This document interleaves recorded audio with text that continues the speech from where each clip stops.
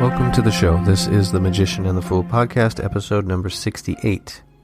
My name is Dominic. I'm one of the hosts of the show. The other host's name is Janus, and he will be with us shortly.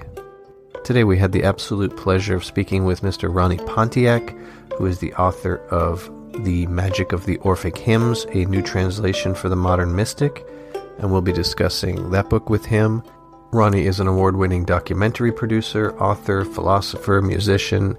He plays guitar for the experimental rock band Lucid Nation, and worked as Manly P. Hall's research assistant, screener, and designated substitute lecturer for 7 years.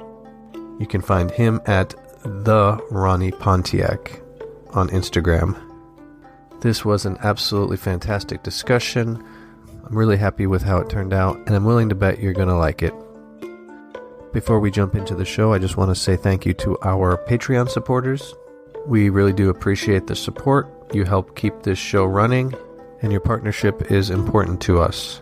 If you would like to become a partner and help keep the lights on and the discussions flowing, feel free to head over to Patreon and do what feels right for you.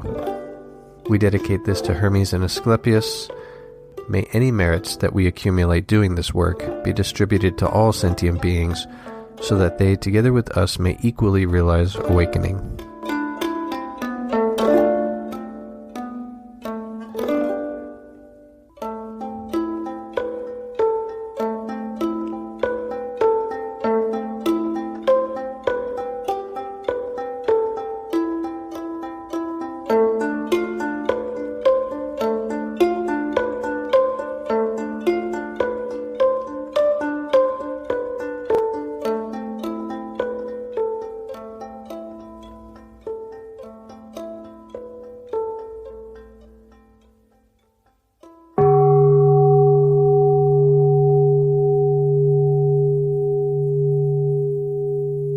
Okay, welcome to the show. We are super excited to have our guest on today and speak to him. His name is Ronnie Pontiac, and he is the co-author of the new book, The Magic of the Orphic Hymns, a new translation for the modern mystic. This is going to be great. Thanks for coming on, Ronnie. Hey, thanks for having me. I really appreciate it. Our pleasure, absolutely. And as we do with our guests, we're going to start out with just some basic questions about yourself, just to get the audience oriented, and we'll go from there. So if you wouldn't mind telling us a little bit about yourself, and then maybe transition into how you specifically got into this topic, and then we'll go from there. Well, I was Manly Hall's research assistant for 7 years, and I was privileged to often get to work with him on a daily basis. One of the last projects that I did with him after he asked me to leave, because he could foresee that his own ending and the ensuing power struggle at Philosophical Research Society would be something that he didn't want myself or my wife Tamra, who was his friend, to have to go through. And one of the last projects that we worked on was his republication of the Thomas Taylor translation of the Hymns of Orpheus. So this had great meaning to Tamra and to me. And we were in a position where we couldn't really leave this place that we loved, this sanctuary, in the way that we would like to, which is to talk to everybody and give them our love and our phone numbers and keep in touch and all of that, because what he had told us was so dark. And we didn't want to go around PRS saying, Mr. Hall thinks he's going to die soon, and there's going to be a big, horrible power struggle, and most of the other people who run the place will probably not survive him for long. And it would just put us into a very awkward position. So we sought some way to express to the universe our gratitude, like a blessing that we could somehow do on PRS and on Manly Hall, on Marie Hall. And we were also guided by him, or I was, to go back into music, which is where I had come from. And so it seemed appropriate to commence this new approach to music, especially because I felt that I needed to make up for what I had been before when I was a teenager fronting a nihilist, racist band with biker security guards, and violence surrounded everything that we did. I was a really criminal kind of character, very devoted to the lie. And when I studied anything that was esoteric, which was along the lines of Crowley, Spare, LaVey, Evola, I thought they were romantic and that they were idealists, and I held them in contempt because I was searching for absolute nihilism and certainty of the doom of humanity at any moment. And to my surprise, I found a lot of people liked that approach. And so having done that, and then having had the incredible blessing of working with Manly Hall and learning and evolving and becoming a civilized human being, I thought maybe this was a good thing to do, a kind of purification of what I had done before and a dedication to do something that was higher. And so Tamra and I decided to do our own translation, essentially. We went back to the original Greek, which was a little disappointing because if you know the hymns, you know that they're very repetitive and they're short on detail. Now they're filled with inner meanings, several levels of them. And Thomas Taylor and others have pointed out how complex these cosmogonies are and what they reflect as far as what Neoplatonists later developed into their philosophy. And which has informed, as Bertrand Russell said, through Plato, Orphism informed all of the history of religion and philosophy in the West. And so we approached it as something that we wanted to bring a familiarity with the deities to it. And we didn't want to be a compendium of traditional correspondences, even though we studied them. We didn't want to give strict rules to people about you need to do it this way at this hour, at this, even though that's delightful and powerful, and I highly recommend it to people, but that exists. And for instance, Patrick Dunn's work, his book on the Orphic Hymns, is a wonderful compendium of all those details and correspondences. And you've got Athanasicus, who's the world expert, and his translation is the standard in academia. And his footnotes are a treasure trove of information about these subjects. Absolutely. But we wanted, right? And we wanted to put them into the hymns themselves in subtle ways without becoming obvious. We just wanted to give flavor to the hymns so that you could do the rest. And we were thinking of Agrippa, who had referred to them as really the best place to start to learn about how to do this magic stuff and how to create your own rituals. But he recommended that we all write our own hymns to these gods, that we didn't need to do the originals, that we needed our own relationships and the correspondences that the gods may have manifested in our lives would speak to us in terms of who it is exactly that we want to address and what things remind us of the sacredness of that communication. And we wanted to make it accessible. That was another thing. We had learned from Manly Hall, something that I prized about him greatly, is his really deep concern for reaching people who may not have the equipment to get this information from academia, or for that matter, from the occult side of it, which is every bit as rigorous intellectually in many ways as the academic side. And if I might, if you don't mind, I'm sorry to interrupt, but if I might, the the ultimate aim is, yeah, you want to get this out to people who might not have access to it, but then the aim is to use them to get the spiritual knowledge. You use things like the Orphic hymns to then access spiritual or transcendental knowledge, which is passed should be passed to you from the series of the gods and daimons that will respond, and then you acquire true knowledge from the practice. Exactly. It's like what they call in the Chinese Taoist practice, the secret of the golden flower. They have a term called the 100 days. And the practice of the 100 days is to get you acquainted with having the relationship with what they call the higher soul or the higher spirit. And this is, to me, the same meaning in Orphism and in the theurgic tradition. And in some ways, I think of theurgy as the survival of the mysteries through the personalization of the cult, so that rather than it being a big public event, you are gathering in small groups or even as a solo practitioner. Very well put. Mm-hmm.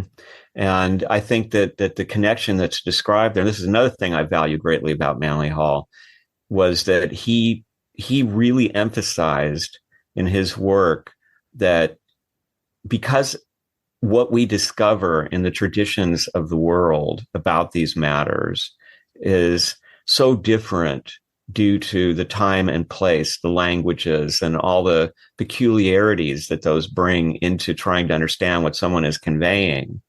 But he always emphasized that at the heart of all these teachings, we would find the same basic practices and beliefs, because these things are how we are made up. It is our occult anatomy, if you will, and our spiritual heritage as human beings is to realize these things and to remember them. And so, of course, they resemble each other, and all these paths are similar. And those who like to follow true eclectics, like Manly Hall was, who like to go deeply into a variety of paths, I think they have a kind of advantage in some ways, because you do reach a certain point in your studies where you begin to see that the shape underneath these clothes is almost always the same. And you can get a kind of triangulation going where you see it, for instance, through first the eyes of the Orphic tradition, and then you see it through the Chinese tradition, and then maybe you see it through Jacob Boehme or something Hermetic, and or even within Christianity and within the great religions, you begin to see these same things come at you with some beautiful expressions of them that shed light on all the other ones. And that's the great tragedy of the spirit of exclusivity that so much spirituality suffers from these days, because in fact, we learn so much from each other, and all these different nations and languages and times, they all are conferring incredible amounts of wisdom to us. And the more that we become aware of them, the less we become lost in the forest of the letters. And we can actually, as the Orphics always love to do, look up at the stars. And Orpheus, one thing I hope we'll talk about, just to spend a little time on history, because it's no doubt in my mind that the Orphic tradition is the mother root of counterculture in the West. And it reappears over and over again in every counterculture that arose in the West. And so, but also there were periods of great popularity. So the Romans, for instance, were all about Orpheus, and Virgil kind of rewrote the story of the backward glance, and Virgil and the poets, Ovid and other great Roman poets, sort of reinvented the Orphic myth. But Nero, for example, had these famous red trays, these red lacquered trays that had the head of Orpheus on them. And Orpheus was always depicted by the Romans as staring up into the sky, right? Because the great Orphic formula was, I'm a child of earth and of starry heaven, but my race is of heaven. So Orpheus was always looking upward, worshiping the sun at dawn, and then looking up at the stars. which are where we come from and what we are destined to return to as stars ourselves, right? Orphic telestike. Exactly. Yeah. Very nicely Yeah. put. Beautifully put, actually. And there's so many Thank different directions we can go in. Mhm. If you don't mind, let's back up a little bit. Sure. For those who aren't familiar with the Orphic mysteries, perhaps, Okay. and I've always been interested in the mysteries, but Orphism is kind of hard to pin down at times because, everyone's familiar with the Orphic hymns, but then there's questions like where did they come from? Who wrote them? How old are they? Mhm. Obviously, Pythagoras was influenced by the Orphics, but, how and why and there's different mythologies. And so if we can maybe just Yeah. talk about the history a little bit, what is Sure. Orphism and who is Orpheus? Okay. One of the things that makes Orpheus, I think, such a rich influence is that there is a dynamic there on multiple levels. So there are themselves the Orphic mysteries, perhaps with the Orphic hymns at the center of them and then other Orphic writings. There is Orpheus as a mythic personality, Orpheus, the musician on the Argonaut, who played music that was so moving that it could even cause the sirens to be silenced and thereby saved the crew. Orpheus, who at every stop that the Argos made, learned about the local religion and then created a mystery school for them based on his songs, and then gathered all the mystery schools that he had put together, supposedly, into the Orphic hymns. And that's why they represent not just gods from the area of Greece, but also gods from Anatolia, from Asia Minor. Mm-hmm. And so others theorize that even the ancients, let's start here, weren't sure about Orpheus. I mean, he was constantly talked about. He was talked about in the courts. You could use Orpheus as a reference in a sense, and it was acceptable because he was the great theologian, they called him, and he was massively influential on Plato. Plato criticizes Orpheus. He talks about Orpheus maybe being a coward because he refused to just die to be with Eurydice. He abused the talent that the gods gave him in order to change the laws of nature and break the law against the return of the dead. And so therefore he was punished by them. There was this school of thought about it. And there were others who believed that Orpheus was the great poet. There's even some who've suggested in the ancient world that he invented the hexameter, the famous Greek rhythm of poetry, especially of the epic. And so that Orpheus is also the Orpheus of the backward glance, which was something that was almost the first romantic, in some ways, tragic, romantic, very goth kind of gesture of Western literature, where this person is heartbroken because of the tragic death of his wife Eurydice on their wedding day, because she is attacked by someone who they called Aristeus, and Aristeus is so taken by her beauty that he just tries to force himself on her in this most inappropriate way, and he gives chase to her when he gets a chance. When she is separated off from everyone else, she runs from him, and she falls into a nest of vipers and is bitten, and there she dies.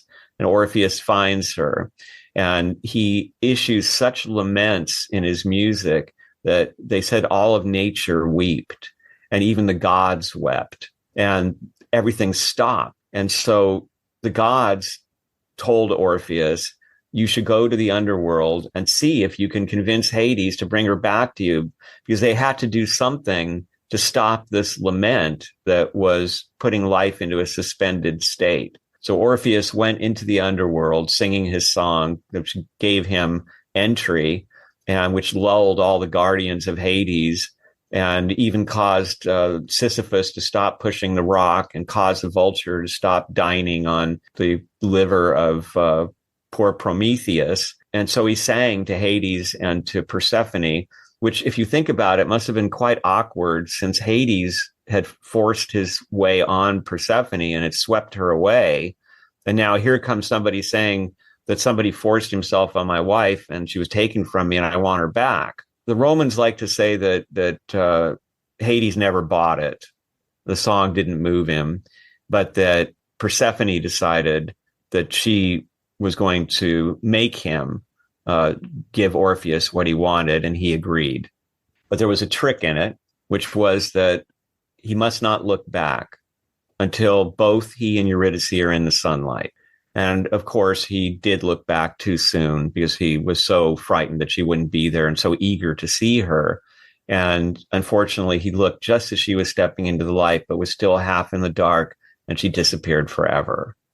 So this time, heartbroken, he goes and he starts to sing songs to Apollo at dawn. And taking pity on him, Apollo teaches him the mysteries. But another version is that Persephone taught him the mysteries in the underworld, because there are some scenes where they clasp hands together. And this is taken as the transmission of the mysteries. So that's about all we know in terms of myths about Orpheus. And yet you can see how romantic they are. The loss of the wife, the backward glance, the lulling everyone in Hades into a state of rapture with the song. I mean, this is high romance stuff. And indeed, it influenced the troubadours, so many years later. It influences the Rosicrucians. We find Orpheus in the plays that are going on in the court of King James, but also at the court of Frederick, the Palatine, who was at the heart of so much of the Rosicrucian fervor in the early 1600s. And Orpheus reappears there over and over again. Even in the Rosicrucian manifestos, we find reference to Orpheus. So Orpheus in academia, we've had this wonderful revolution in academia.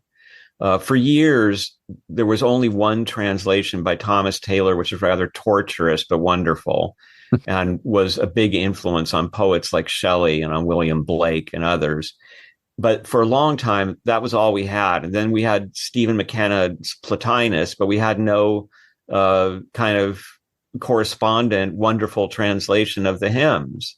Eventually, Professor Athanasicus provided that for us, basically in the modern world. So these things were in great obscurity, despite the tremendous influence that they had had throughout history.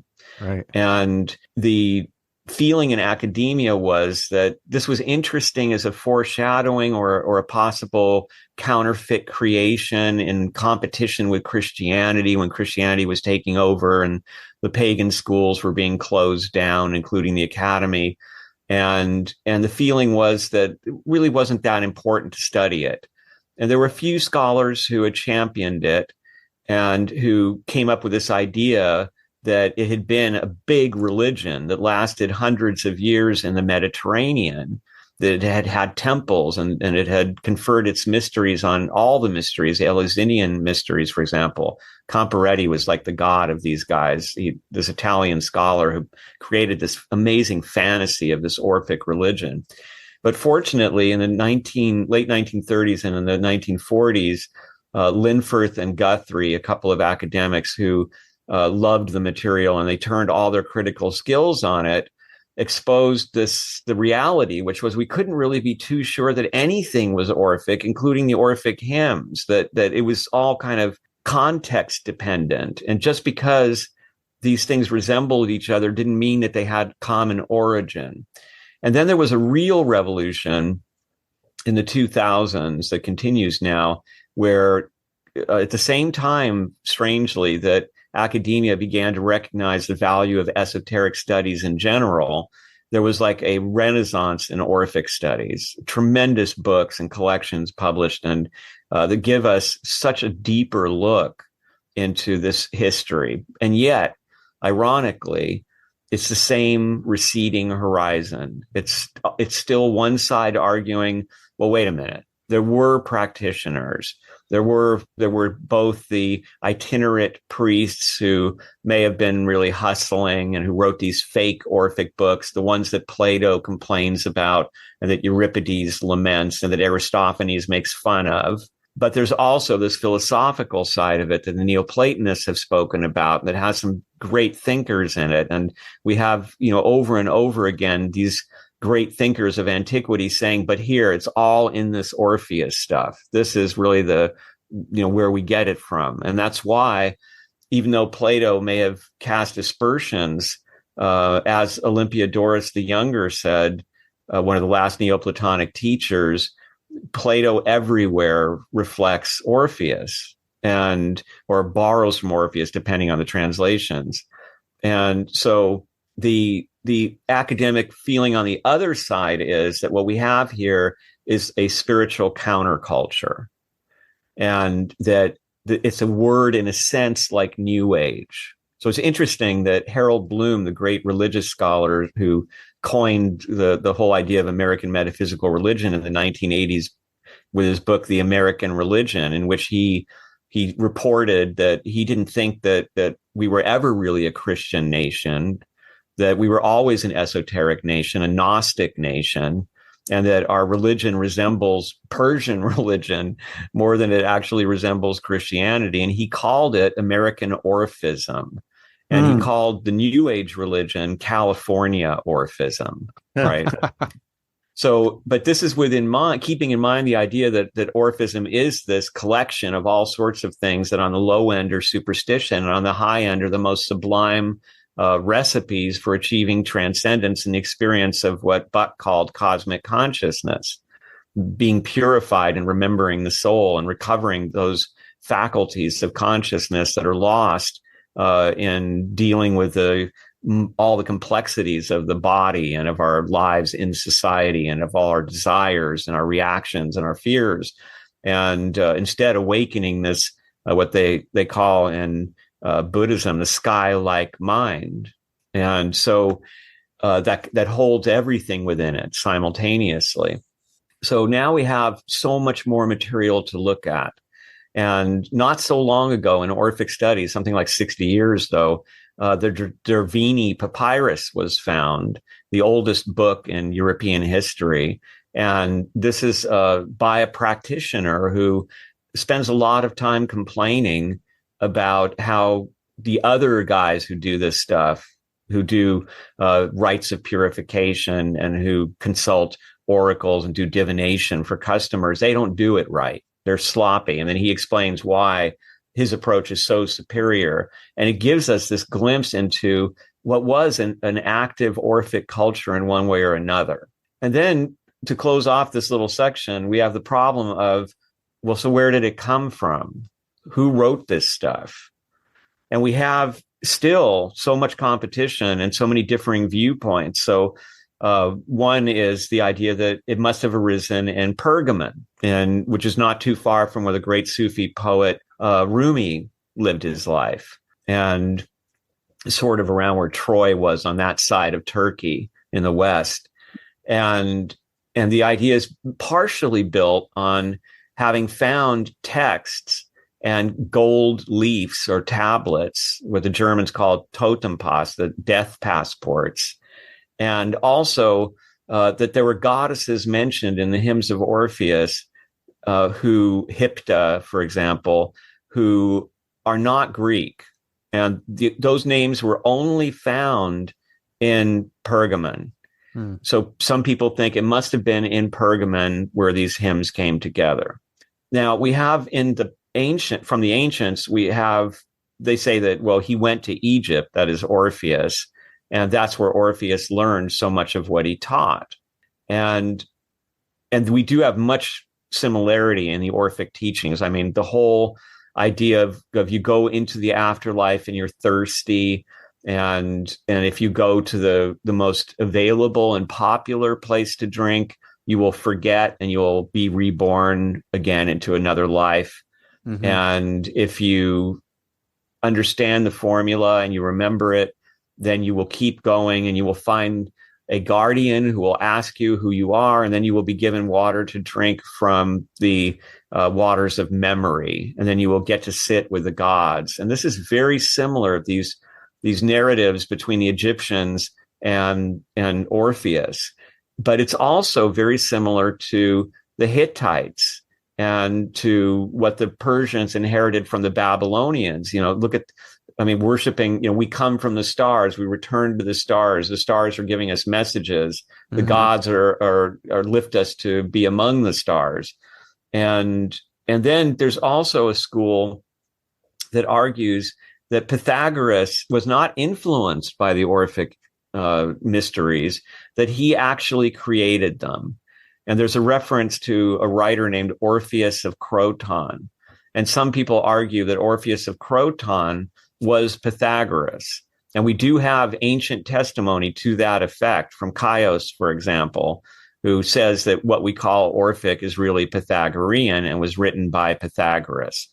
The idea is here that Pythagoras wanted to take the Dionysian religion, which he felt had good things about it, but he wanted to take it out of animal sacrifice, the Pythagoreans being vegetarian, like the Orphic teachings, and to make it into something that people could use in a spiritual way that would improve Greek civilization, would take away the war cult, and would bring about this belief in the need for behaving with ethics and morals, and that this is the way to please the gods, not by slaughtering animals.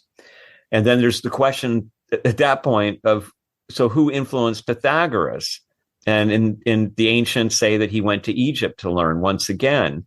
But there's this interesting point, which is that Pythagoras wore pants at a time when Greeks did not wear pants. And the only people on earth at that time, as far as I know, who wore pants were the Persians, the Iranians. And so it turns out that Samos, the city where Pythagoras grew up and where this whole Pythagorean movement started, was in a very deep and long-lasting relationship with Persia, where they had been exchanging goods and ideas and things like astrological information for generations. So we could very well see an Iranian influence on Pythagoras, especially because think of the advanced way with numbers that the Persians had inherited from the Babylonians, who had learned it from all their celestial equations and calculations. And so then you see there's just an endless room for speculation here. It's almost like a Zen koan, because we keep disappearing into not knowing. And this is one of the values of these Orphic studies, because what it did for me was it taught me at a certain point the limits of the intellect, and that the need to learn to be comfortable with paradox and to be comfortable with not knowing, that in those spaces that require a certain humility, that's where the gods can enter. That's where you can actually have the spiritual epiphanies. Exactly. It has to do with the ecstasy, ecstasis. Like Mircea Eliade named his book "Shamanism: Archaic Techniques of Ecstasy." And the ecstasis is a hallmark of the Dionysian revelation, because there's a transcendence of the personality, in the rending apart of the ego and the paralysis of the intellect, the intuitive perception and the holistic experience of the unus mundus emerges. Exactly. And before we move on, I want to mention there's one other very viable source that's very interesting for these hymns. There's actually two. One is Onomakritos, who was an omen reader and an expert on sacred rites during the era of the tyrants in Athens. And he was said by one of the ancient chroniclers to have been the one who put the books of Homer together, or one of those who did. And we have record that he was in trouble with the court in Athens because he was accused by a competitive fellow poet of having tampered with the sacred oracles. And some believe that this was because he was editing them. And there's even an argument from a really great Russian scholar on all these matters who says that he believes that Pisistratos was one of the tyrants, used Onomakritos to create the hymns to kind of keep Athens under his control, that there was a quality of obedience taught by the hymns to the authority of the gods that was something that was useful to the tyrants. And Onomakritos, by the way, winds up being taken to Persia by Hipparchus, the younger brother and the younger tyrant, once he's kicked out of Athens. And he becomes an ally of Xerxes. And when Xerxes crosses over to attack Greece to revenge his father's defeat, we see Onomakritos is with him, along with this Athenian tyrant, Hipparchus. And Hipparchus has commanded Onomakritos to read only positive omens. So that probably didn't work out very well for anybody. And so we don't know what happened to Onomakritos, but we can surmise. And then there's the other potential source, which is very interesting to me, and we write about it at length, which is the Severan dynasty. And this was during the Severan dynasty starts with the era of the 5 emperors, the year of 5 emperors, and it's civil wars everywhere. And the way that Severus becomes emperor is because the Praetorian Guard finally auction off the imperial throne to the highest bidder. They become that cynical. And when the Legion of the Danube hears about this, they immediately declare Severus emperor, and they march to Rome to restore order. And this starts the civil war that lasts 5 years. And Severus emerges as the winner. He was a great general, but it was his being emperor was very problematic for the Romans because he was half Carthaginian. And their most hated enemy was Hannibal, the Carthaginian, and he was from Africa. And they just thought, what's going on here? Now, in a way, it was the ultimate expression of just how well the Romans had put together their empire, because it really was at that point briefly a meritocracy where he and others rose to the top because of their abilities, and they understood Rome. So even though he was Carthaginian and his wife was a high priestess of Baal from Syria, the Romans recognized that his wife and he understood that it was a civilizing influence, that it was something that was uniting the world's economies and allowing progress and a better way of life for people. And so the Severan dynasty didn't last very long, just a few decades. It was dominated by who the historians call them the 4 Julias, beginning with Julia Domna, Black Julia, who was this high priestess. And it ended with a couple of kids, one Elagabalus, who gives Caligula a run for his money as a somebody who made the most with being on the imperial throne as far as trying to have fun with it, and is allegedly, according to the ancients, the inventor of the whoopee cushion. And was also something I think of as surrealist, because he had these parties where, for instance, he had one party that was only bald men were allowed to this great feast. Yeah. He had another party, only one-eyed Romans were allowed. He had another one where he put very small lounges with a great feast and invited all the most overweight people in Rome. And he said it was the funniest feast ever. But he also is said to have done cruel things, like dropped so many flowers on his guests that he smothered some of them. Oh, yeah, yeah. So at that time, Julia Domna convened a what we would call a salon, where she brought the best minds. There were a couple of judicial thinkers there who absolutely revolutionized Roman law and gave us the foundation of European and our own law here in America. And she also had Galen there, who became the medical authority for Europe for 1,000 years. She had Philostratus there, who wrote the life of Apollonius of Tyana.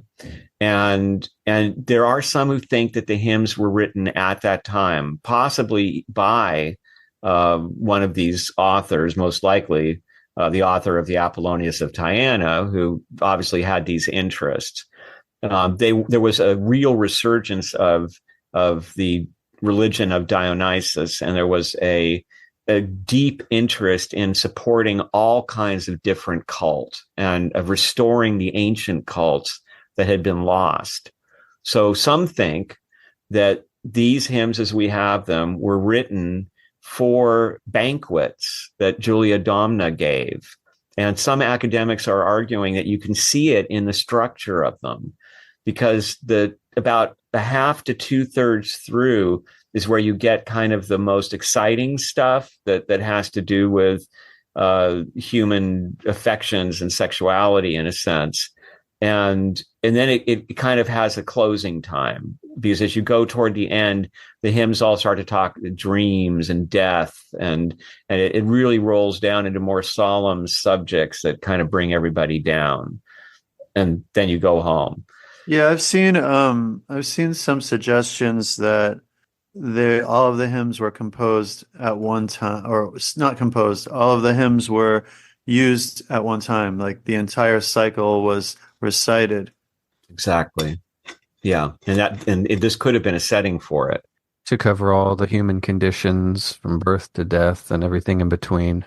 Exactly, and that's what it sounds like they were doing, was having a symposium. Except that apparently it was they were more interested in the fun part of it, which you can see in the life of Apollonius, where he takes a lot of liberties. I mean, it's entertaining literature. It's typical of late Empire literature. Now, it certainly was influenced by the magical realism of the Gospels. There were miracle stories, so they wanted to compete with that. But it's certainly a very different flavor, from what we read in a Neoplatonist like Proclus or in Plato himself. Well, if you read The Golden Ass, you kind of see that similar kind of storytelling style. Yeah, he was part of that scene too, I believe. Yeah. and he was probably reciting those hymns in some of his theurgic work. I would think so, yes. And because we know Proclus recited them when he was sick and dying, and we are left a record by Damascus, I think, but I'm not sure, saying that he was in great pain, but that whenever he and his friends would basically perform the hymns for him, but he would start to sing. And even though his memory had been lost and he couldn't recognize his friends, he remembered the lyrics to each of the hymns, and that the pain would go away while they were performing them. And I want to say too that I think that both approaches are viable. Reciting them as a whole is going to give you an understanding of the themes that run through all of them, and a cohesive eidos and telos. Yes. However, reciting them individually is invaluable in actual work. Yes, and let's talk about that for a moment, because they are. I see them. Tamra and I see them. My co-author, as a book of days, in a sense, a calendar, in the sense that they are a 360-degree view of human life. Interesting. And in each of these views, the purpose of the hymn is to reattach us or reharmonize us or tune us to the divine wisdom that is in that aspect of human life. Mm-hmm. And so when you think of the hymn to death, a dark ending for the hymns, there's no asking for mercy there. There's no that if I do this hymn, then my life will be prolonged. What it's really asking for there is to be inspired to cherish life by the knowledge that life will be lost.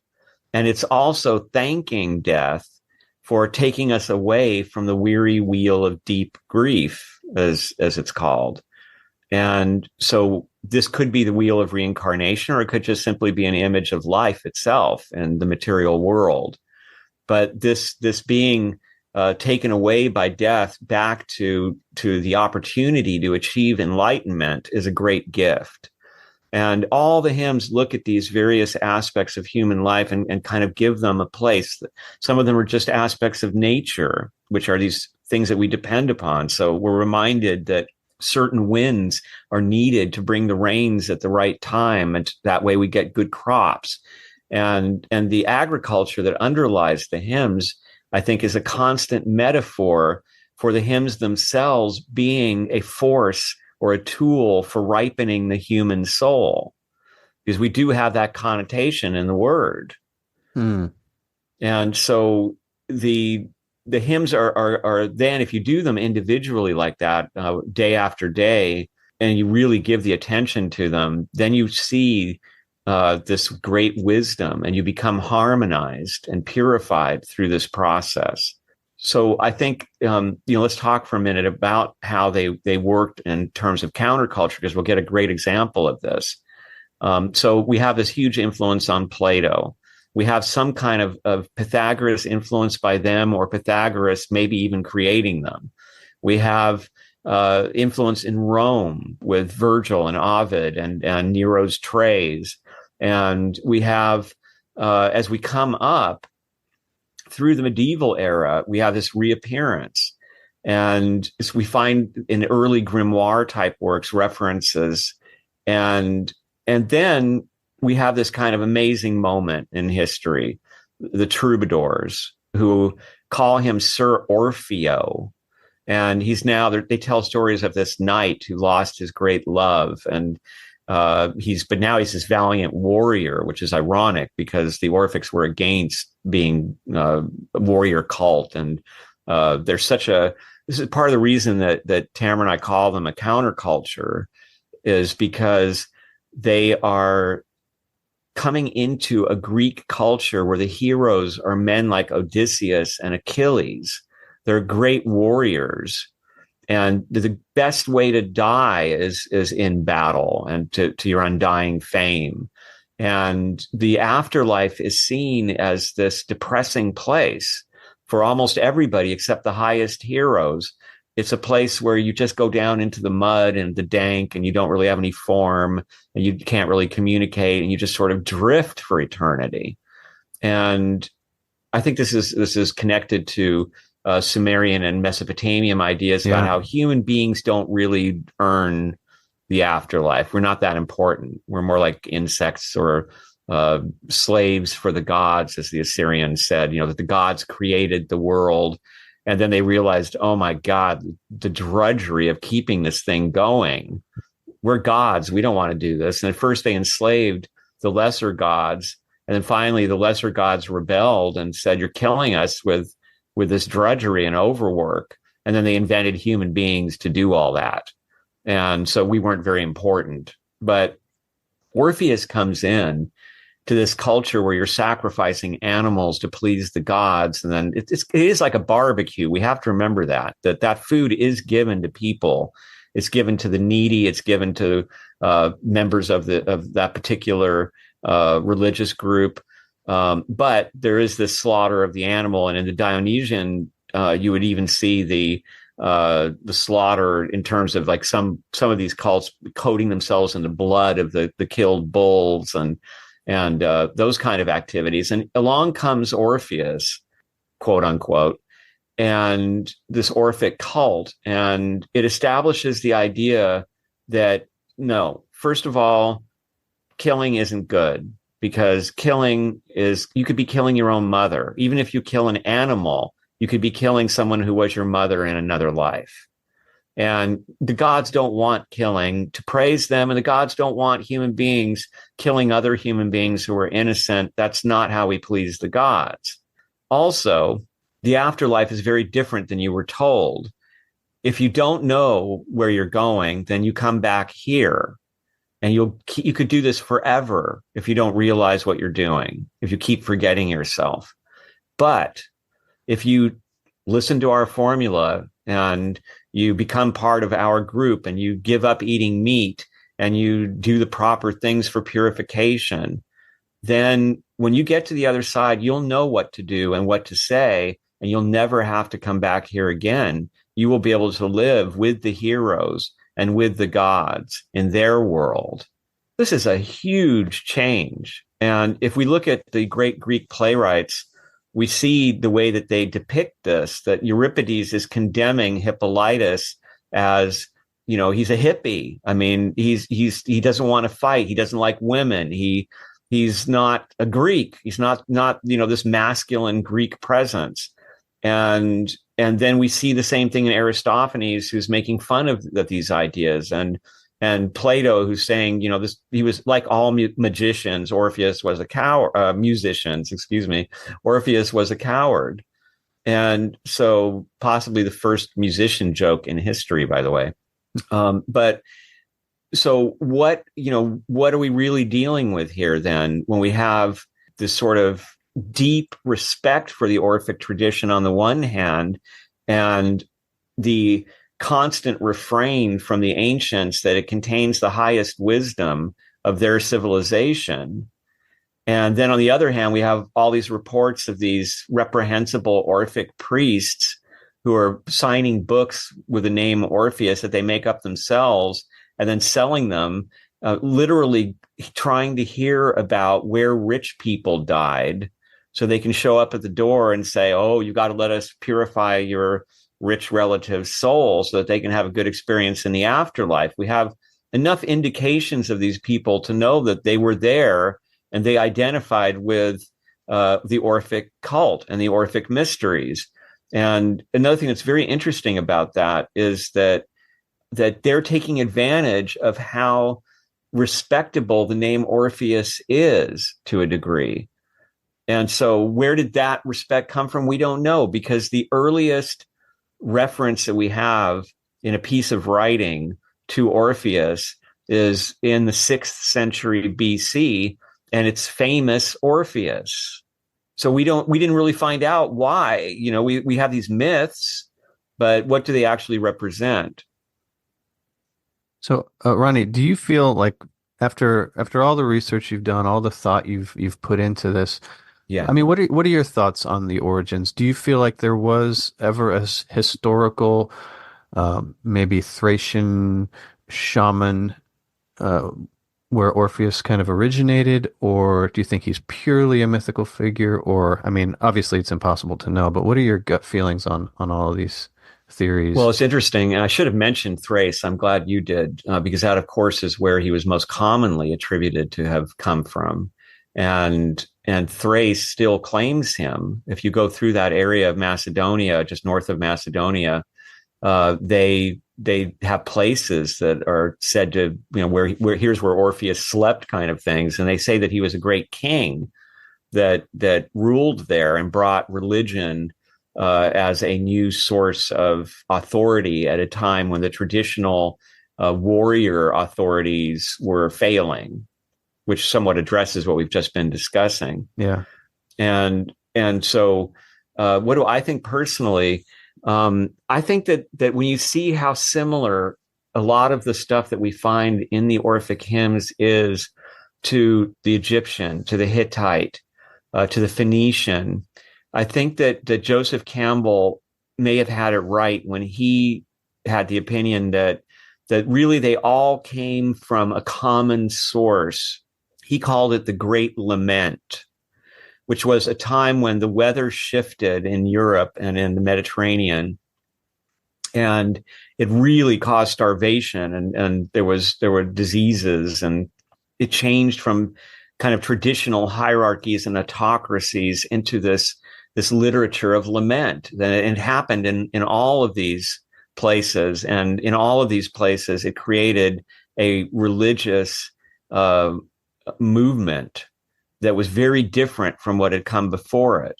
And so you can have, like, Madame Blavatsky, for example, argued in Isis Unveiled, based on some ancient arguments, that Orpheus was Hindu, and that, in fact, Dionysus came from India, and that he was a version of Krishna, most likely. And that all this, vegetarianism and the nonviolence to her were typically Hindu. And she argued partially from philology, because there are some orph prefixed words in Greek that have to do with darkness of skin and dark colors. And she thought that it might be that. But then you've got somebody like Martin Bernal, whose wonderful book, Black Athena, 3 books actually, looks deeply into these other origins of Greek philosophy and of the Greek mysteries in the Mediterranean amongst the Egyptians particularly. And he comes to the conclusion that it may be derived from this Egyptian word Orpheus, which is a hereditary prince. And he thinks, for instance, that Athena may have been the Egyptian goddess Neith. And he points to signs of Egyptian colonies in very, very early Greek history.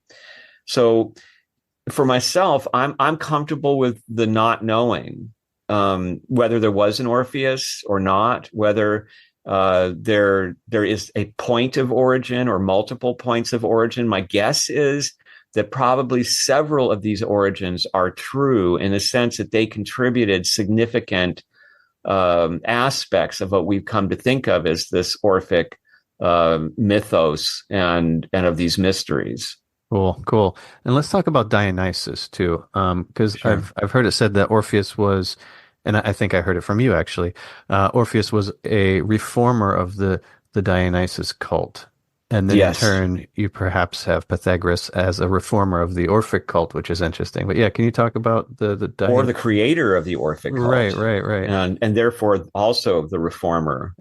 Right. And so it's very interesting to me. It's one of the strangest dichotomies, I think, in our studies of these matters, which is how this religion of Dionysus, which was built around, in many cases, this kind of letting loose of the irrational that was so beautifully depicted by Euripides, right?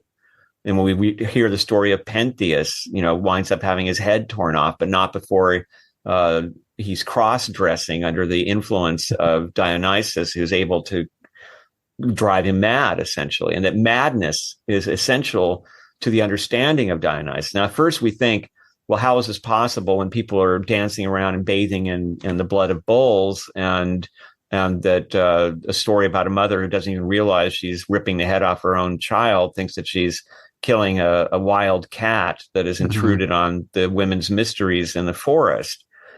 But then if we read the Neoplatonists, we find that this idea of mania, and Plato went deeply into this, has multiple dimensions. At its lowest level, it's this complete it's this atavistic loss of control, which was a shamanistic approach to religion. Yeah. Who else, in very early times, we theorized that Neolithic hunters would do rituals of this sort. And so then we have another form of mania, which is poetry itself. And the idea that the poet is inspired by the kind of mania that the muses send. And this mania not only influences the poet, but if the poet captures it, if the poet has sufficient skill, then the mania affects the people who read the poem. And so the poem can cause this ecstasis. It can bring people out of their own selves and give them these kind of cosmic experiences.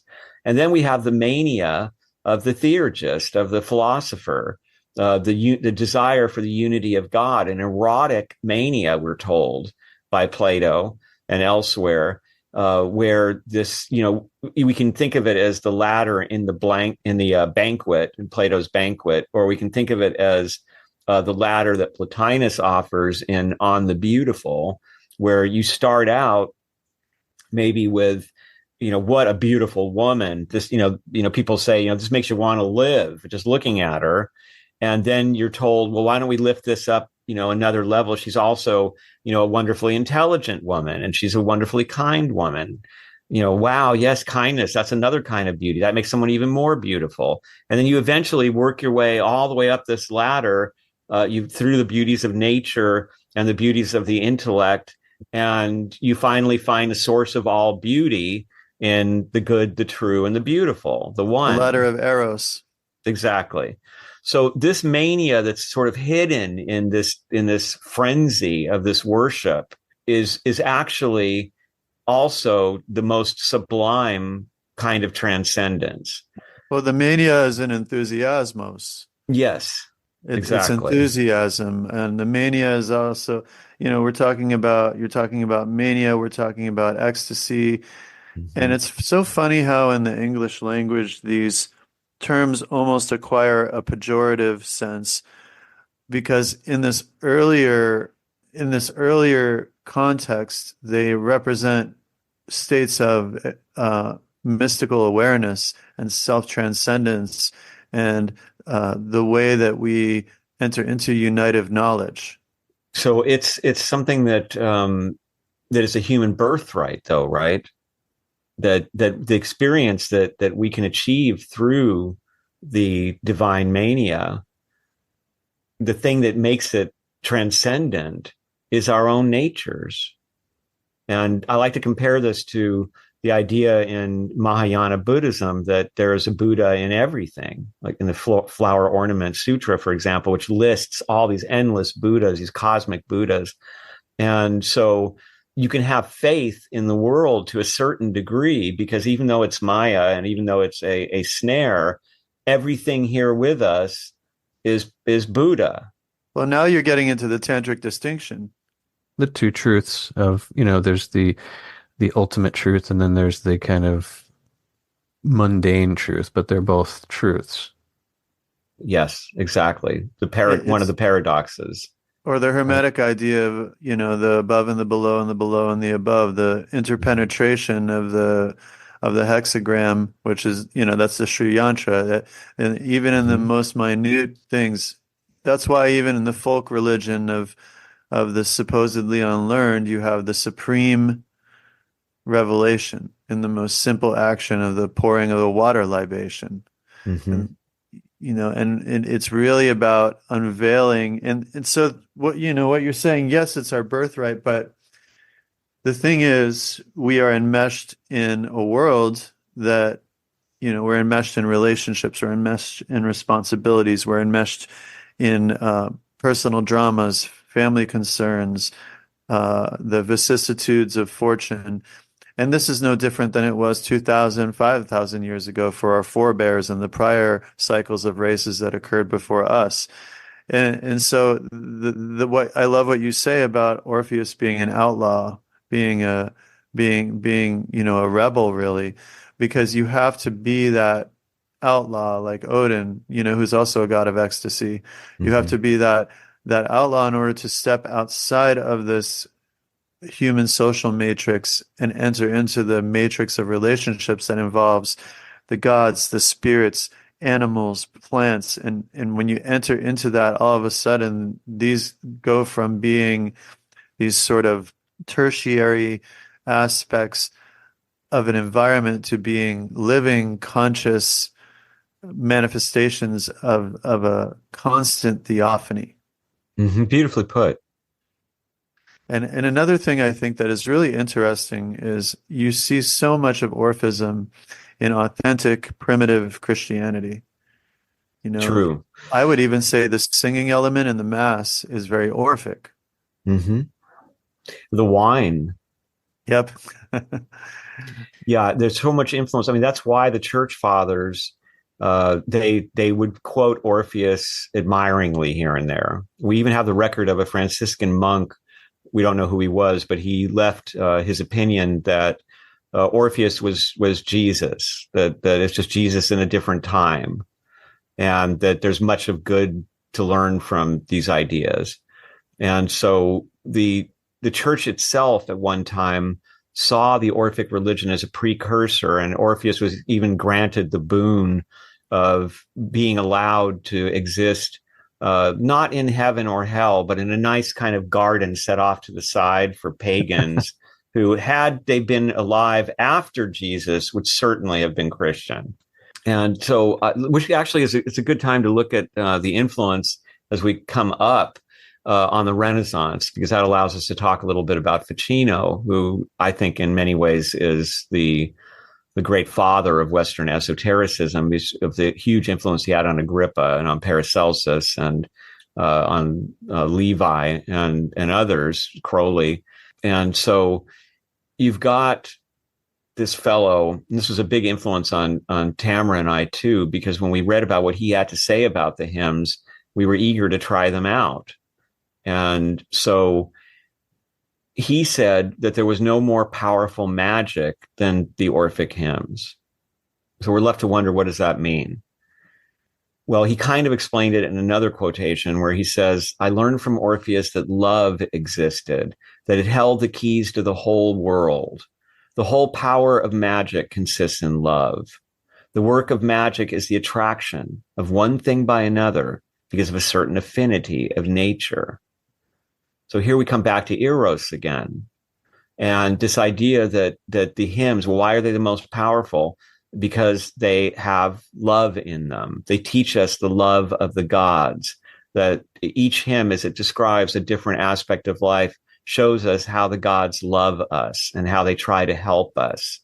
And so Ficino himself famously had this experience where he knew that he wanted to spend his life. This was 1462.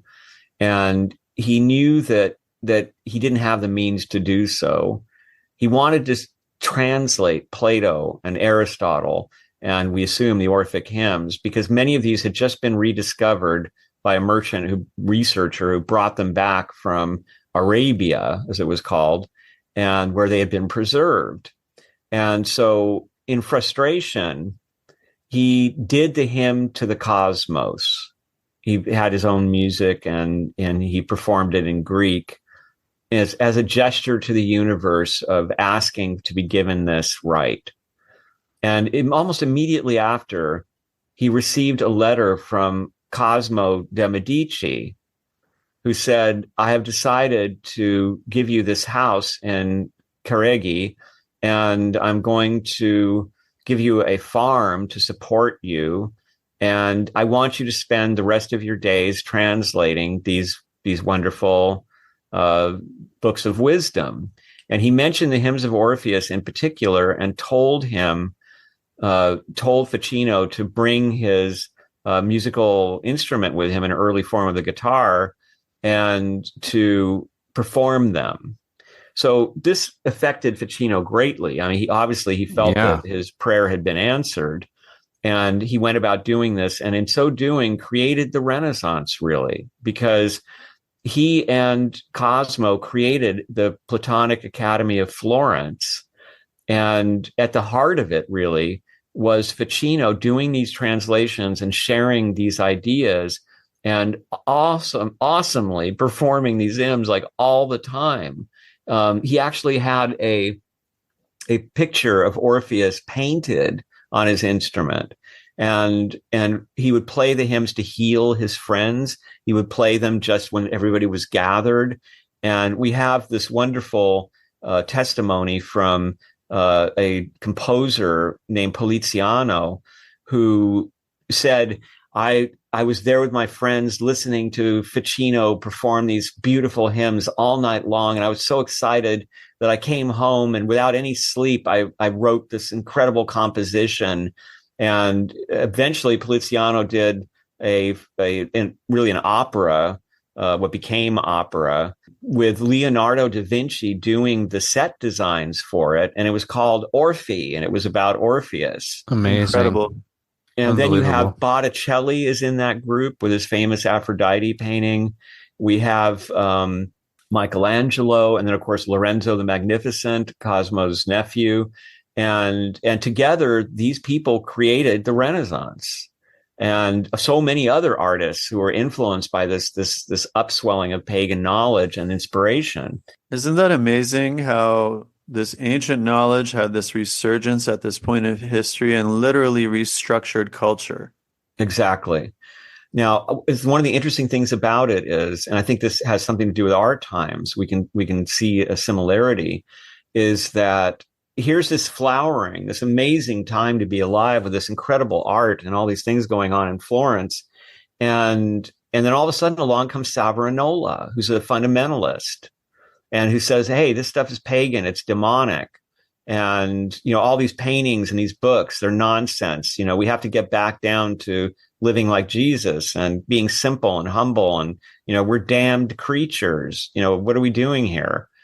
And he was so influential that not only were many of the books of Ficino burned and many works of art burned, but Pico della Mirandola, who was also part of that scene and who famously wrote the Oration on the Dignity of Man, he converted to Savonarola's form of fundamentalism. And what's really weird about that is that we have this great quote from Pico in the earlier days where he says, the names of the gods that Orpheus sings are not the names of deceiving demons, from whom evil and not good comes, but of natural and divine powers, distributed in the world by the true God for the great utility of man, if he knows how to use them.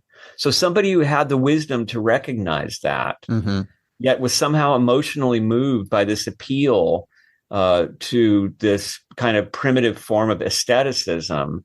And the funny thing was, Savonarola didn't last very long. People got tired of him and they threw him out. Yep. And so, but the thing is, there may have been some kind of social pressure involved in that supposed conversion. I mean, he had a lot to lose. Absolutely. And I agree with that completely. And part of that may be that we don't know for sure, but there's a lot of speculation that Ficino and Pico were gay. Not that they were together, but that that their propensities were gay. And so that could have been something that would have stood to really destroy their status in society, especially Pico, because Ficino, as long as he was under the protection of the de Medicis, he was okay. And he was a scholar, and generally, even though it was condemned, people weren't all that interested in the scholarly side of it. But Pico was a nobleman and had power and wealth that he could lose. There was a cloak and dagger world at that time. Very much so. Yeah. And that's part of what makes the Renaissance so amazing, is the way that this sort of, it reminds me in a way, it maybe didn't have the dignity, but it reminds me of the 1960s explosion of art and sexuality. And all of a sudden it was just this whole different world was occurring amongst those who took that ride. And then you see the influence of it, because only 30 years after Ficino dies, Agrippa is born. And Agrippa is going to write about the hymns of Orpheus too. And then not far from there to getting to the Rosicrucian movement, right?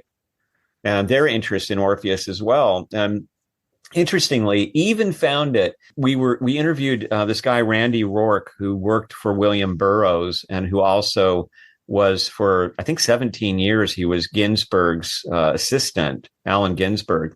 And we asked him, well, what about the beats? Were they influenced by Orpheus? And he said, well, they look down on Greek mythology. Like Burroughs said that all that stuff was the ancients trying to understand the world as best they could, but it was outdated and it was not something we were interested in because it produces bad poetry. And they didn't mean the ancient poetry; they meant bad modern imitations. Mm-hmm. And so, but then he said, however, that one exception to their disinterest in ancient Greek mythology was Orpheus. And they said that when they saw the film by Cocteau about Orpheus, where there's a poet who's listening to a radio in a car, and he tunes into different stations. It's basically Burroughs' cut-up method, right? It's letting randomness guide you. And from this radio would come the poems that this poet was writing, and he was Orpheus. That really hit Ginsberg and Burroughs and Kerouac. And they often used that as their symbol of how they wrote, of how they tried to tune in to kind of the radio of life and to all the things that were going on around them and capture this history that was happening before their eyes. And then he pointed out that there was a novel written by Kerouac, his very first novel, which was not released during his life, called Orpheus Descending. So even there among the beats who were holding the past in such contempt, Orpheus somehow survives this dismissal. Super interesting. So if you don't mind, I'd like to go back a little bit and maybe get into the weeds, pun intended. You had mentioned earlier the agriculture of the soul, I think is how you put it, which I thought was really a beautiful way to say it. I'm fascinated by the connection, and you touched on it with the connection of the Orphic myths and the myths of Persephone. There seem to be some obviously strong connections there. For me personally, I see the descent of Persephone as maybe into Hades as the marriage of spirit with matter. Exactly.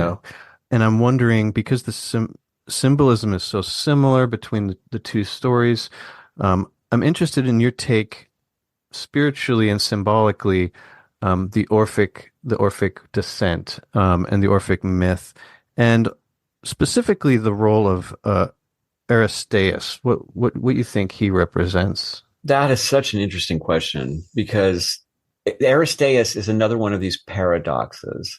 The name basically means most excellent, and he was a demigod, at least, if not a local god, said to be the son of Apollo. And he was a beekeeper, and he was a protector of shepherds and of flocks. And so he sounds like a very positive agricultural figure. And yet he becomes morphed into this shepherd who is so overcome by the beauty of Eurydice that he tries to rape her, and she's killed as a result. So what is actually going on there? If there are those who say that Apollo was the father of Orpheus, which would make Aristeas his half brother. Mm-hmm. And we can see that this is definitely connecting somehow to the agricultural. And when we read the Neoplatonists, we're told that all of these stories are not to be taken literally, that it's this metaphorical language that is trying to convey cosmic principles that are very difficult to convey in words. Yeah. And so, for instance, in the early church, they used to say, well, the pagan gods, I mean, look what their poets have them do. I mean, they're terrible. It's all adultery and murder and incest, and Orpheus is the worst of them. And you wonder about that because you're thinking, well, how can that be? I mean, it's a pretty elevated form of the mysteries that we find with Orpheus, but we find it in the idea that Aristeas, the most excellent, is going to try to rape Eurydice because she's so great looking, and she falls into a pit of vipers and is killed. And so the idea seems to be that what we're discussing here are seasons and are nuances of nature, but also those as metaphors for the soul itself. Mm-hmm. And so as we discuss these operations of nature, we're also looking at how our own physicality operates. Exactly. And so, go ahead. I'm sorry. I was just going to say, and this is kind of like interpreting Christianity literally. It's the same sort of mindset that interprets these myths as literal, like Zeus is a philanderer and Apollo's a rapist. And there are Neoplatonic teachers who pointed out correctly that this they should not be interpreted the way that these are allegorical and they actually represent mysteries. Yes, and I think also that they are. It's one of the most interesting things to me about theurgy and about Neoplatonism is, and it seems like everybody forgets that Iamblichus is saying that this is best approached with an attitude of play, right? Mm-hmm. And so this reminds me of, for example, in spiritualism, it's very common and it's well known among spiritualists that people, when they first start out, when they're interested and they start playing around with it, but it's play, have startling results. Mm-hmm. Which then cause them to get very serious about it, and then their results dry up. And I find this over and over again in traditions, this idea of divine play, of the need for a human being to get out of, as you mentioned earlier, the straitjacket, let's call it, of daily life and of life in the body in order to enter a state of cosmic play. And this is where magical things can happen. So let me give you an example from our experience of the hymns. So when Tamra and I first did that ritual that we mentioned at the beginning of this, we did it very humbly. We did try to pay attention to hours and days, particularly finding out feast days that were appropriate. And we did look for items that were associated or replace them with things that were meaningful to us. But all we really did was we lived in the middle of Hollywood, and we had this apartment that looked out on other apartment buildings. And we were up on the third story, and we looked out the window with the window wide open. We even took the screen off because we wanted to be right there with the sky. Mm-hmm. And we softly sang the hymns one day at a time. And we did it not in the spirit of a big ritual or in the spirit of wanting dramatic results. We did it as, again, on the one hand, a gesture of goodbye and gratitude to Manly Hall and to everyone we had known there in that beautiful place, and as a gesture of welcoming to this new life that we were entering upon.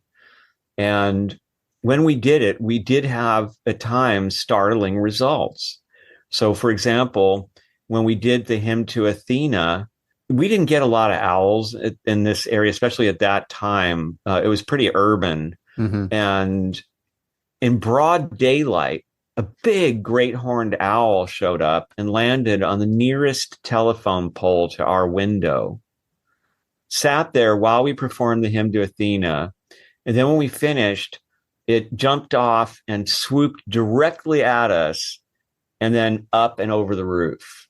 We had another case where we did the hymn, isn't it? And we did the hymn to Aphrodite once. And while we were doing it, sure enough, a couple came by holding hands, and they stopped right underneath where we were softly singing these hymns 3 stories up, and they kissed. So they were these subtle, minor, let's call them synchronicities.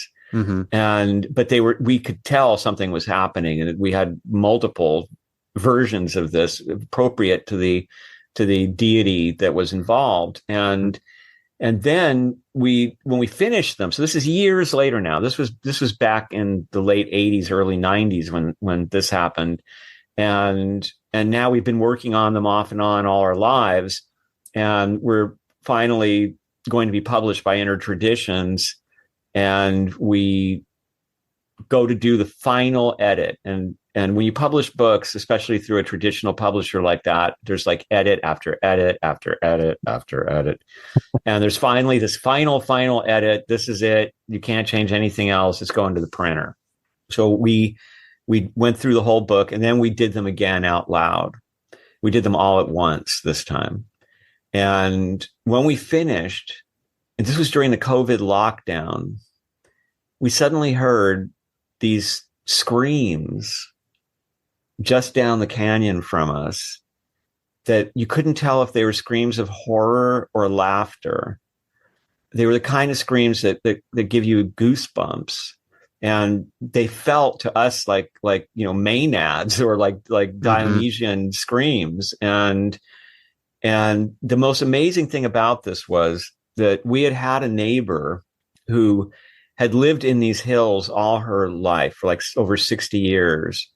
And she used to tell us stories about them. And she said that when they were sparsely inhabited, that in the 1960s, the kids that lived up here, the teenagers like herself, would take a dirt trail down to Sunset Boulevard eventually, where they would be kind of dumped off right by the Whiskey A Go-Go and these places where all this amazing stuff was happening, and they would go see Jimi Hendrix or the Doors or something. Mm-hmm. But that they formed a society where whenever they did this, they would meet under a certain palm tree, and they would drink wine, and they would read poetry that they had written. And they called themselves the Dionysus Society. And where those screams came from was where she pointed at. Crazy. How cool. Yeah. So what is that? And how do we explain those kinds of experiences? And it's very mysterious and wonderful. And that's part of, I think, the lesson of it. And that's the point I'm getting around to here, is that being willing to accept the mystery and the joy of that mystery, of these inexplicable occurrences, the magic, if you will, of life, is part of what makes these systems of thought so wonderful and effective. But at the same time, just like Chinese Taoist alchemy, for example, it's all too easy, especially for really intelligent people, to get lost in all this detail and try to exactly duplicate or replicate. And I have nothing but respect for people doing this, by the way, because where would we be without people who are diving in so deeply? But at the same time, I think that we forget that we may not need to be 100% accurate. As Agrippa said, the important thing, do it yourself if you need to. Make the hymns yourself. Make the ritual yourself. The important thing is entering that state of receptivity. The important thing is having faith that the divine will respond, that just as eager as we are to reach out to the divine, that the divine is eager to communicate and to help us and to help improve this great schoolroom that we're all sojourning through. And so I think that that's one of the things that fascinates me most about Neoplatonism is that while I was, the same thing with Chinese Taoist alchemy, by the way, with The Secret of the Golden Flower, while I was pursuing the texts and the rituals and going deeply into these things and having a blast doing it, by the way. I mean, Tamra and I, it's fun. I mean, when you start to get this stuff, it's amazing to be able to read the difference between Iamblichus and Plotinus and Proclus alone. And the way they view the same thing basically is a wonderful experience. But then you suddenly start to have the experiences, like your knowledge is imperfect, but your devotion to it and your readiness to be open to it, suddenly things happen and you have these wondrous experiences that show you the magic that is possible in life. Very nicely put. And I know we have to start wrapping up. I have another question for you, if you don't mind. Sure. So what I wanted to ask you, I want to take advantage of the fact that we have you here. So I'm interested in your thoughts on the death of Orpheus, as well as the death of Dionysus. And if you can wrap in the idea of the Titans too, I think that's a fascinating angle. Sure. And just what these deaths symbolize, what they mean, and what we can learn from all of that. First, let's just look at the mythological level of it and see that isn't it interesting that we have Zagreus, the baby Dionysus, attacked by the Titans, the earlier generation of gods, including Kronos, and that they it's said in some versions of the myth that they hate the gods because they were deposed by them and locked up in Tartarus. And they especially hate Zeus, who was the hero of the gods in that battle. And that when Zeus has baby Dionysus, and with Semele, not with his wife, Hera, the great goddess, that he winds up having to hide Dionysus. And so there was a form of the mysteries where there were these loud warriors that would dance and clang their swords on their shields. And they were remembering the Corybantes, and they were remembering that had been their job, protecting the baby Dionysus. So when he was crying, the other gods wouldn't hear. And so the Titans figure out where Dionysus is, though, Zagreus is, and they wait until Zeus is occupied elsewhere. And they use these toys to draw Dionysus away from the throne of Zeus, because this is a key part of the story. Zeus is so delighted by this baby that he picks this kid up and puts him on the throne of the universe. And this gesture is meant to show, some of the ancients say that Zeus understood what an improvement he was over Kronos for everyone, and that Dionysus would be as much of an improvement over Zeus, and he would be taking over from Zeus and would become the god of the universe. And so seeing this great happiness and this new god that would be even better for people and for gods than the great Zeus, they hatch their plot and they get this kid to follow these toys, which include like a ball of cotton. And they're all said to represent the planets and the matter from which the human body is made, and time, for example. So we can see that that the Titans are symbols of cosmic principles, or they're manipulating cosmic principles to draw this young god into their clutches. And when they get him, they rip him apart They make a stew out of him and they eat him because they want his power. They think that maybe, they'll be able to defeat the gods. And this very primitive idea, they're atavistic. And Zeus finally understands what's happening and he throws lightning and they're all burned to a crisp. And so this is what we as human beings are born from this allegedly Orphic myth. There's a lot of argument about whether it is Orphic or not. Mm-hmm. And so the Titans, they are on one side our parents, our grandparents. And so we inherit this destructiveness, this ignorance, this hate for the gods, this hate for each other, and this propensity for chaos. But at the same time, we're made up of the holy fire of Zeus and of the remnants of Dionysus. And so Apollo, it is said, is given the job of going and taking back all of these missing pieces of Dionysus. They're compared sometimes to tears, right? Each individual soul is a tear of Dionysus falling through the universe in self-forgetfulness of the Titans until Apollo finds and saves that soul.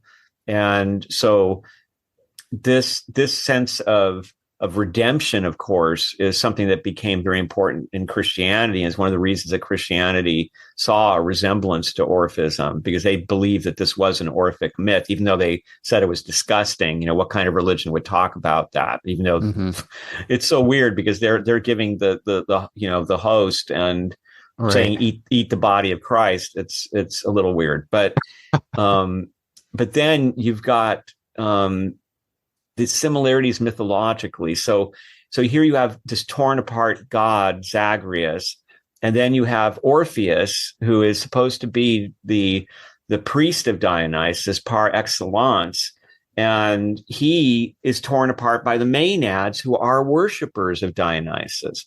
And the story told was that Dionysus was angered because Orpheus had revealed the mysteries of the gods. The story was also told that the Maenads were angry because Orpheus insisted on only teaching men. And so because their men were being taken from them in some sense, and they were being taught things they weren't allowed to know, there was this violent attack by the women. But that's strange too, because in the religion of Dionysus, the women were allowed to have their own single gender meetings where they would go out in the woods together and camp and have their own mysteries separate from men. So a lot of it doesn't make sense. None of it really makes sense when you take it literally. Yeah. And then you also have the similarity between Semele and Persephone, as has already been, not Semele. Well, actually, yes, Semele, Persephone, and Eurydice, right? Mm-hmm. And let's look at Eurydice and Persephone first. So both of them have been attacked by somebody who drags them away. It's a sexual attack and violently changes the course of their lives. Mm-hmm.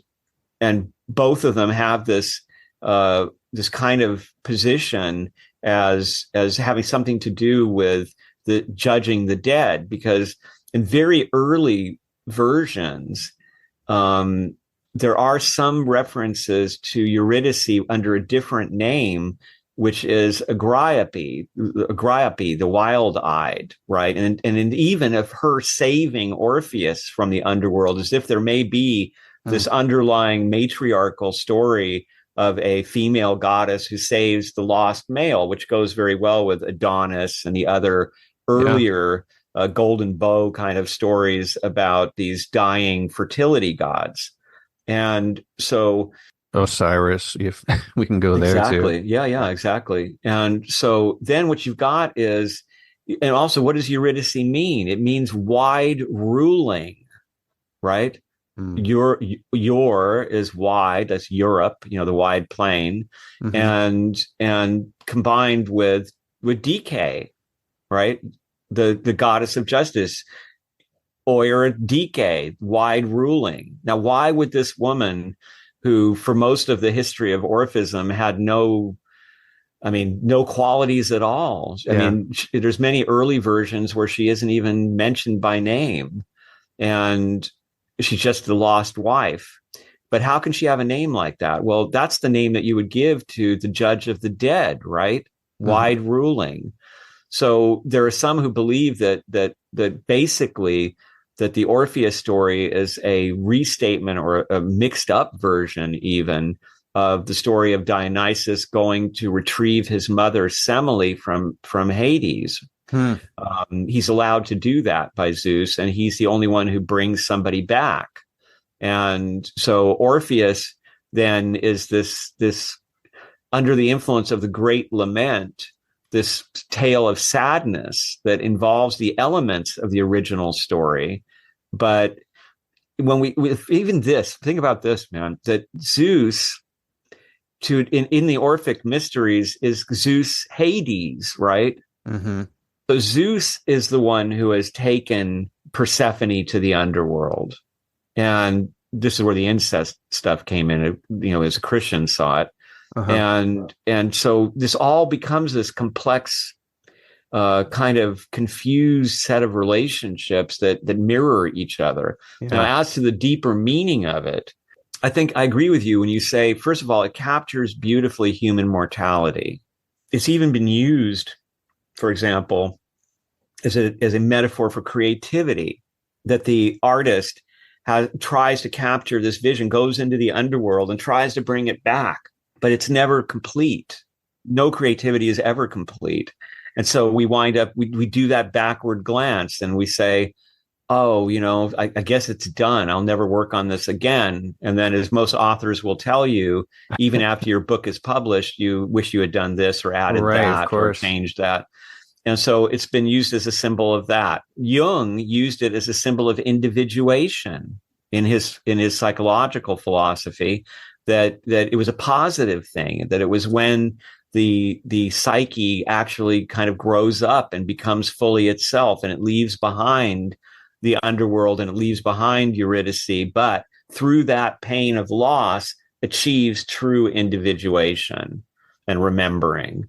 And so it has a huge resonance to human beings on so many different levels, not the least of which is just that it's this beautiful symbol of everyone's desire to bring back loved ones, family, friends, pets, and we stand there, all of us, like Orpheus, looking back at that last moment and wishing that it could have been extended to the moment that we're in. And so I think there's a psychological element to begin with that has a deep resonance with human life. Yeah. And then I think it's also the symbol of the descent of the soul, right? That this is the underworld. Right. This is where the great cave that we're stuck in. Right. And that we are longing. Now, who's Orpheus? Orpheus comes down with harmony.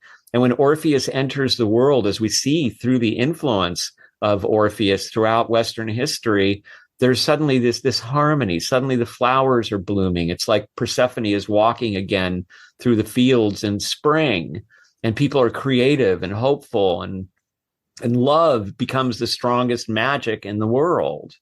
And so that love is the soul. And so isn't Orpheus descending into the underworld? This was something that Tamra pointed out that I really think highly of, is just the symbol also of the soul and the body.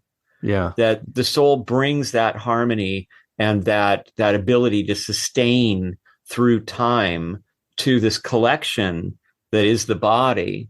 And yet, no matter how powerful that gift is, the soul is going to walk back to the light from which it came. And there's never the ability to really take the body with it. Yeah. That we can transmute so much of it, but we're often told that we're building another body, right? That we're building the body of light, the true body of the soul, and that this is sort of the experiment that gets us there.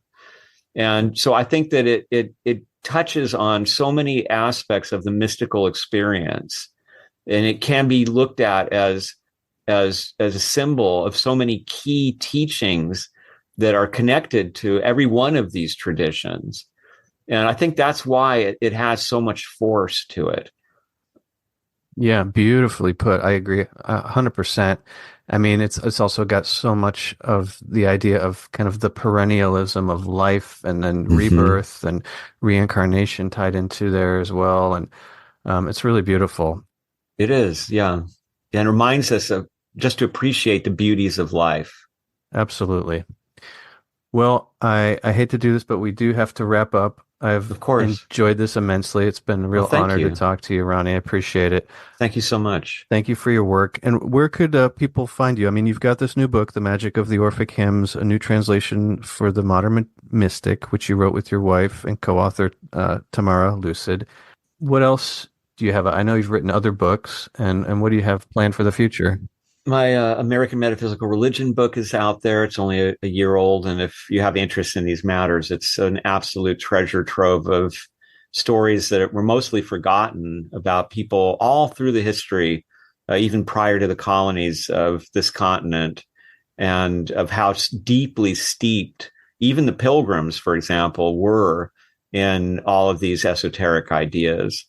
And if you enjoy this stuff, that's a good place to find out that America is actually a very different heritage than we're generally taught that it is. And I have written a book about the context of the creation of the Rosicrucian manifestos that Inner Tradition will be publishing at some point. I think probably it's next year, but I'm not sure. Cool. And have been working on a book with Tamra about the unobstructed universe teachings that were the darling of the world in the 1940s and are almost completely forgotten now. And they're really fascinating because they absolutely dovetail with the Neoplatonic and with the Chinese Taoist teachings about life and death.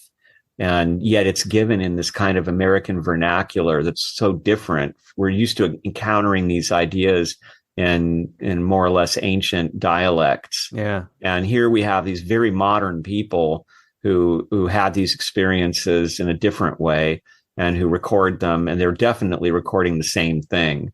So we use them as a prism. Plus, they're just such fascinating. The guy who wrote the book, Stuart Edward White, was a friend of Teddy Roosevelt's and a very famous writer of frontier books, and himself a guy who'd been a lumberjack and was super comfortable in the frontier. Teddy Roosevelt said he was the best shot that he ever met. He was a kind of old-fashioned 1900s manly man, you know. But Yeah. his wife, Betty, who was the channel that came up with all this amazing stuff. I mean, let's just say it's so dramatic that after she died, Who's Who refused to print her death date because she was convinced that they were convinced that she had proven that she was still alive in the beyond. And Carl Jung even said that he wrote to a friend. He didn't want to take this position publicly, but he wrote to a friend that he believed that Betty was not just an archetype, but also a spirit, and therefore a proof of the survival of identity after death. So it's a really amazing story. So that thing will be coming out at some point. And I'll be doing some classes later this year for the Theosophical Society and also for Morbid Anatomy. Awesome. And so there's things going on. All right. Well, we will definitely promote all of that. And if somebody wants to reach me, thank you for that. It's best probably at Instagram or on my threads. They're both the Ronnie Pontiac because there was already another Ronnie Pontiac. Cool, man. Hey, thank you again. This has been an absolute pleasure. Oh, thank you so much. Anytime.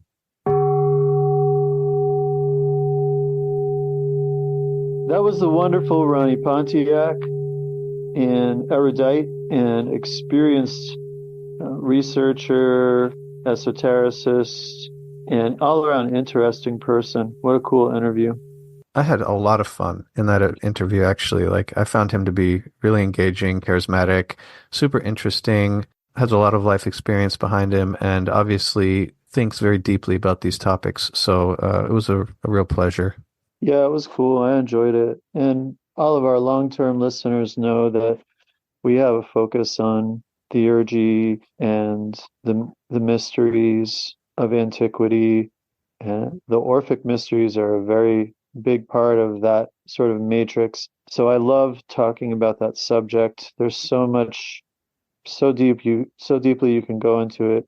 And it's clear that Ronnie is passionate about this subject, and he did his footwork. He did the historical research.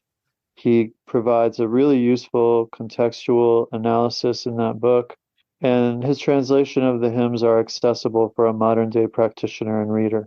Yeah, yeah. No, I mean, he's definitely someone who I think engages with the material. I mean, he admits as much. He and his wife, who co-authored the book, who I definitely want to make sure we give credit to as well. But yeah, it's that line of practitioner and scholar that we like to engage with. So it was great. So thanks again, Ronnie. Yeah, big thanks to him, and I hope that he is successful in all of his undertakings. Right now, we have been in a sort of renaissance of research into these subjects, going back really post World War II. There's been such a trajectory of unfoldment, and these texts and these materials have become available again to the world at large, and it's great. Whether we're talking about the Nag Hammadi Library or really important studies on the Greek mystery cults and Hellenic religion, the Egyptian mysteries, all these things now, there's so much material available that there should be nothing stopping someone who wants to develop a practical spiritual life based upon these things. And the wonderful thing about it is that these gods are still available to us, still active principles. And we can take these materials, engage with them meaningfully, and implement them in our lives in a structured way that is consistent with the old, yet resonant with our current time, so that with the day-to-day life that we all share, it can't be the same. We can't completely reconstruct the lifestyle of an initiate of 2,000, 3,000 years ago. But what we can do is look at what they did, understand it, and then adapt that to our day and our time. I think that there's some people out there that are doing just that right now. Right off the top of my head, I mean, Sarah Janes is an excellent example of someone who does these things. We love her. We had her on the show before to talk about the mysteries of dreams and Asclepion and things like that. And she does all kinds of really interesting things in her work as well. Yeah, absolutely. Definitely shout out to her and what she's doing. That's a perfect example of someone taking the mysteries into the present day and showing how they're still relevant and accessible. Okay, so moving on, you have a real gem for us today for the book review. What do you got? I'm very excited about this. Balthazar, who we've had on the show before, he is known, he goes by Balthazar's Conjure on YouTube. He is a professional diviner and magician and teacher. He is an expert diviner. He is one of the most adept diviners I've ever met, actually. He knows what he's doing around reading all kinds of things. But he also teaches and practices angelic magic. He's a published author who's written really interesting work, and he has a website where he can be reached as well. He's recently, through Scarlet Imprint, put out just a fantastic oracle.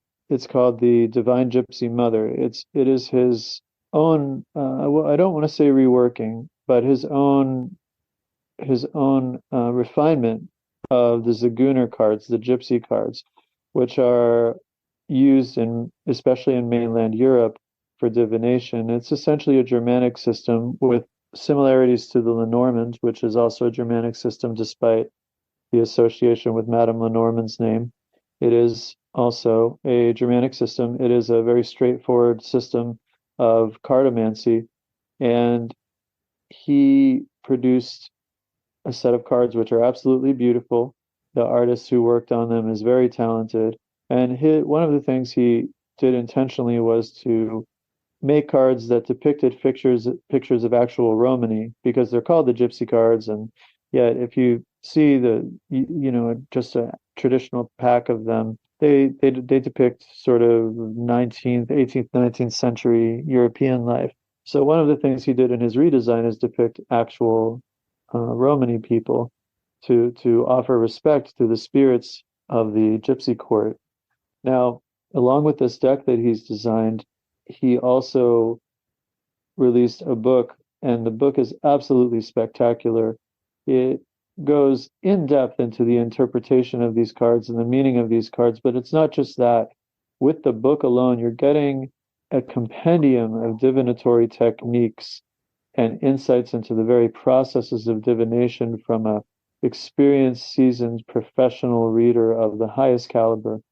I can't say enough about it. As a professional reader who many people rely on for accuracy, I am in a position to identify quality. And I have to say that this book is one of the absolute gems on my bookshelf regarding the art of divination. He goes through every element of it, including different kinds of spreads, interpretive techniques, combinations, and then a really fascinating astrological spread is there. The book is fantastic. It's to me, it's sublime. It's a masterwork. For those people who are interested and used to using the tarot for divination, it's nice to pick up something like the Gypsy cards, the Zigeuner or the Lenormand, because it is a different style and method of interpretation. And the technique is a wonderful complement to the tarot, because the tarot in origin and essence is Mediterranean. It is Italian. It originated in the Middle Ages. And the style of the tarot in terms of its representation as well as in terms of its interpretation reflects that cultural model.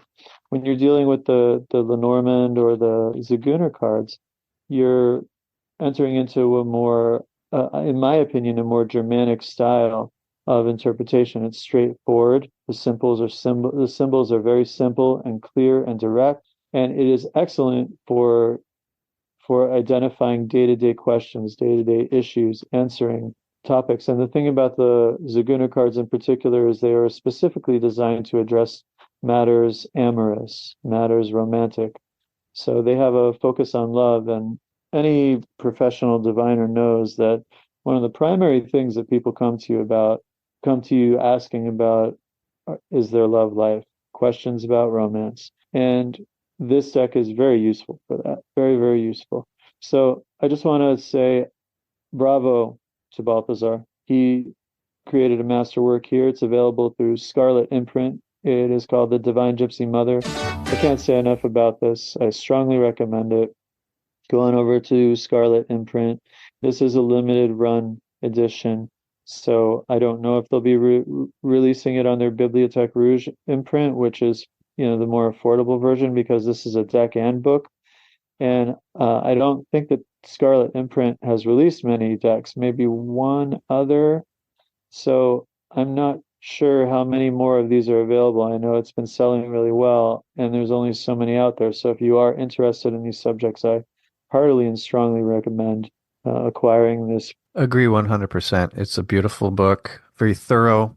The deck is awesome, and it is accessible to a beginner as well as a seasoned diviner. You can do a simple spread of 1 to 3 cards, or you can go really complex, and Balthazar lays out all the details for any way you want to go with this deck. There's a lot of different variety, so highly recommend it. You can also check out Balthazar's YouTube channel, where he does some example reads and talks about the deck in more detail, so definitely take a look at that as well. Yeah, for sure. And I just want to give a big shout out to our longtime listeners. We're so grateful for you. Thanks for sticking with us through all of this. I know sometimes we go deep, and I think that that's what people come back to us for, but I know sometimes also it might be a tad challenging for people who are unfamiliar with the terminology. But if you just do a little bit of research on what we're discussing, it will pay you back in dividends, because our entire approach here is to try and open up the box of treasures for you and help you sift through it in the bottom. You never know what you might find, whether it's a Brisingamen or amenat, you might locate something of great value. So we're grateful for all of you, beginner to adept, who listen to our program. We love every single one of you, and without you, we wouldn't be doing it. Correct. Okay. Having said that, thank you everyone for listening, and we will see you in the next episode.